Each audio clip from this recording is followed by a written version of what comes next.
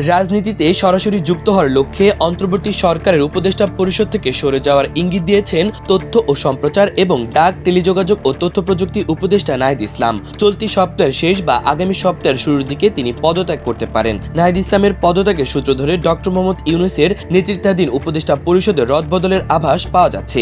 এক্ষেত্রে পরিষদের পরিসর বাড়ানোর সম্ভাবনা রয়েছে। এছাড়া সম্প্রতি বেসামরিক বিমান, পর্যটন ও ভূমি উপদেষ্টা এ.এফ. হাসান আরিফের মৃত্যুতে শূন্য হওয়া দপ্তরে একজন নতুন মুখ আসতে পারেন। ফলে ২-৩ জন নতুন উপদেষ্টার যুক্ত হওয়ার পাশাপাশি বর্তমানদের দপ্তরও পরিবর্তন হতে পারে। তবে নাহিদ ইসলামের চলে যাওয়া ছাড়া অন্য কারো বাদ পড়ার সম্ভাবনা নেই। সংশ্লিষ্ট একাধিক সূত্রে এমন তথ্য জানা গেছে।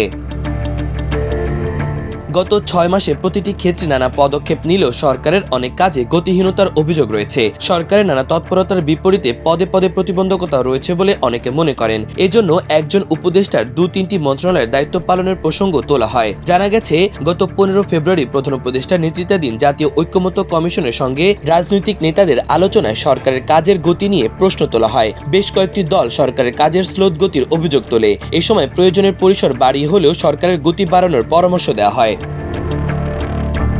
উপদেষ্টা পরিষদের রদবদল প্রসঙ্গে জানতে চাইলে প্রধান উপদেষ্টার প্রেস সচিব শফিকুল আলম আমার দেশকে বলেন, নাহিদ ইসলামের চলে যাওয়া একটা গুঞ্জন শোনা যাচ্ছে। তবে পদত্যাগ না করার আগে কারো বিষয় নিশ্চিত করে কিছু বলা যাচ্ছে না। আর কেউ চলে গেলে স্বাভাবিকভাবেই দপ্তর পুনর্বণ্টন হবে, রদবদল হবে। সংশ্লিষ্ট সূত্র অনুসারে উপদেষ্টা পরিষদের নতুন মুখের খোঁজে কয়েকজনের বিষয়ে তথ্য সংগ্রহ করা হচ্ছে। এক্ষেত্রে সাবেক তত্ত্বাবধায়ক সরকারের ছিলেন এমন এক ব্যক্তির নাম জোরালো আলোচনায় রয়েছে। তিনি বিষয়টি নিশ্চিত করলে তাকে পররাষ্ট্র মন্ত্রণালয়ের দায়িত্ব দেওয়া হতে পারে। এক্ষেত্রে বর্তমান পররাষ্ট্র উপদেষ্টার দপ্তর পরিবর্তন হতে পারে। অবশ্য মার্কিন প্রেসিডেন্ট ডোনাল্ড ট্রাম্পের ঘনিষ্ঠ সহযোগী ও যুক্তরাষ্ট্রের সরকারি দক্ষতা বিষয়ক বিভাগের দায়িত্বপ্রাপ্ত ইলন মাস্কের সঙ্গে প্রধান উপদেষ্টার টেলিফোনে আলাপ সহ বাংলাদেশ ইস্যুতে যুক্তরাষ্ট্রের সর্বশেষ অবস্থানকে পররাষ্ট্র মন্ত্রণালয়ের বড় সফলতা মনে করা হচ্ছে। পাশাপাশি দেশের স্বার্থ রক্ষা করে ভারতের সঙ্গে কূটনৈতিক সম্পর্কের ক্ষেত্রে বর্তমান পররাষ্ট্র উপদেষ্টার সাম্প্রতিক ভূমিকাকে সরকার ইতিবাচকভাবে বিবেচনা করছে। এক্ষেত্রে উপদেষ্টা পরিষদের রদবদল হলেও পররাষ্ট্র উপদেষ্টার দপ্তর পরিবর্তন শেষ পর্যন্ত নাও হতে পারে। সূত্রমতে, জুলাই গণ অভ্যুত্থানে নেতৃত্ব দেওয়া ছাত্রনেতাদের মধ্যে থেকে বর্তমান উপদেষ্টা পরিষদে রয়েছেন ৩ জন: মাহফুজ আলম, নাহিদ ইসলাম ও আসিফ মাহমুদ সজীব ভুইয়া। তাদের মধ্যে নাহিদ ইসলাম জাতীয় নাগরিক কমিটি ও বৈষম্য বিরোধী ছাত্র আন্দোলনের নেতৃত্বে থাকা ব্যক্তিদের নিয়ে গঠন হতে যাওয়া নতুন রাজনৈতিক দলের হাল ধরছেন বলে শোনা যাচ্ছে। তিনি নিজেই ইতোমধ্যে গণমাধ্যমকে জানিয়েছেন, দলের সঙ্গে যুক্ত হলে উপদেষ্টা পরিষদ ছেড়ে দেবেন। এক্ষেত্রে আগামী ৩-৪ দিনের মধ্যে তার পদত্যাগের খবর আসতে পারে। চলতি মাসের শেষ দিকে নতুন দল গঠন করবে বলে বৈষম্য বিরোধী ছাত্র আন্দোলন থেকে এরই মধ্যে জানানো হয়েছে। তাদের দলের নাম চূড়ান্তকরণ সহ দল গঠনের প্রক্রিয়া এগিয়ে চলছে বলে জানা গেছে। খোঁজ নিয়ে জানা গেছে, নাহিদ ইসলাম পদত্যাগ করলে তার মন্ত্রণালয়ের ২টি দায়িত্ব উপদেষ্টা মাহফুজ আলমকে দেওয়া হতে পারে। তিনি বর্তমানে দপ্তরবিহীন উপদেষ্টা হিসেবে ডক্টর ইউনূস সরকারে রয়েছেন। অবশ্য তথ্য ও সম্প্রচার মন্ত্রণালয়ের উপদেষ্টা হিসেবে প্রধান উপদেষ্টার প্রেস সচিব শফিকুল আলমের নামও শোনা যাচ্ছে।